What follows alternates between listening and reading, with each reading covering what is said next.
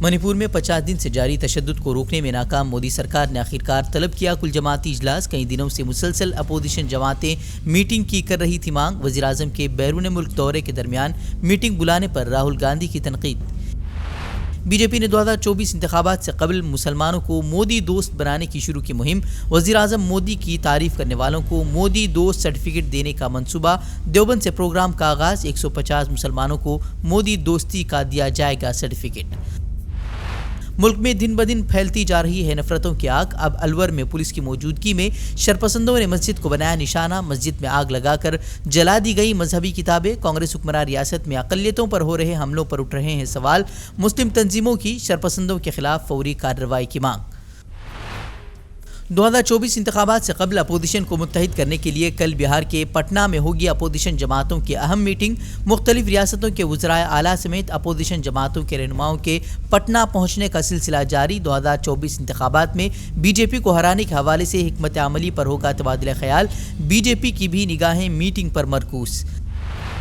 9 سال سے press conference سے دور بھاگ رہے وزیراعظم مودی امریکہ میں کریں گے پریس کانفرنس، لیکن وہاں بھی صرف 2 ہی سوالوں کا دیں گے جواب۔ 9 سالہ دور اقتدار میں پی ایم مودی ایک مرتبہ بھی نہیں کر پائے ہیں صحافیوں کا سامنا۔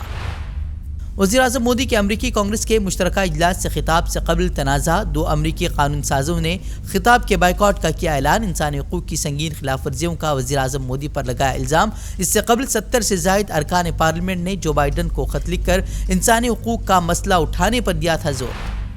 وزیراعظم کے دورے کے درمیان واشنگٹن پوسٹ میں پورے صفحے کا اشتہار دے کر ہندوستان میں صحافتی آزادی پر لگے قدغن کا اٹھایا گیا مدعا، تو نیو یارک کی سڑکوں پر گھوم رہی ہیں تنقیدی سوالات سے لدی ٹرک۔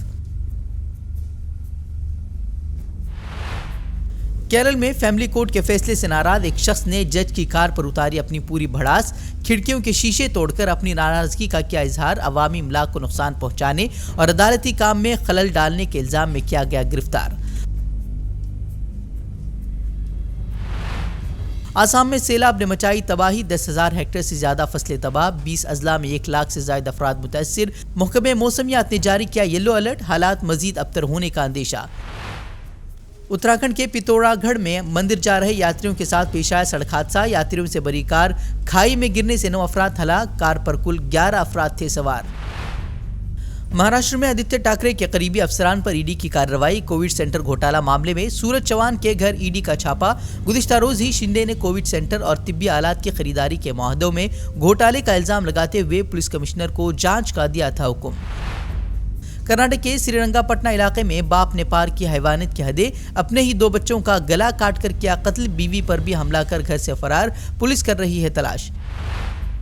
کرناٹک اسمبلی انتخابات میں وجے پور سے جیت حاصل کرنے والے بی جے پی رکن اسمبلی بسونا گوڑا پاٹیل یتنال کی بڑھ سکتی ہیں مشکلیں۔ کانگریس امیدوار نے بی جے پی رکن اسمبلی پر جعلی ووٹروں کے ذریعے جیت حاصل کرنے کا الزام عائد کرتے ہوئے کھٹکھٹایا ہائی کورٹ کا دروازہ۔ رکنیت منسوخ کرنے کی عدالت سے کی مانگ۔ گورکشا کے نام پر تشدد پھیلانے والے گنڈوں کو نہیں بخشے گی کرناٹک کی کانگریس سرکار۔ وزیر پرینک کھرگے نے پولیس حکام کو ماحول بگاڑنے والے نام نہاد گورکشکوں کو گرفتار کر مقدمہ چلانے کی دی سختی سے ہدایت۔ سوشل میڈیا پلیٹ فارم پر نفرت پھیلانے والوں کے خلاف کارروائی کا بھی دیا حکم۔ کرناٹک میں اسکولی طلباء کی بیگ کو لے کر گائیڈ لائن جاری۔ اب بیگ کا وزن طالب علم کے وزن کے 15% سے کم ہونا ضروری۔ ہفتے میں 1 مرتبہ ہوگا نو بیگ ڈے۔ حکم پر سختی سے عمل درآمد کی دی گئی ہدایت۔ فلسطینیوں پر اسرائیلی مظالم کا سلسلہ عروج پر۔ جنین میں اسرائیلی فوج کی بمباری میں 3 فلسطینی شہید۔ دوسری جانب مقبوضہ مغربی کنارے میں قابض یہودی فسادیوں نے فلسطینیوں کے مکانات اور املاک کو بنایا نشانہ۔ یہودیوں کے حملوں سے غرب اردن کا علاقہ میدان جنگ میں تبدیل۔ ہم سے جڑے رہنے کے لیے ہمارے چینل فکر و خبر ٹی وی کو سبسکرائب کریں، ویڈیو کو لائک اور شیئر کریں۔ مزید خبروں کے لیے وزٹ کریں فکروخبر.com۔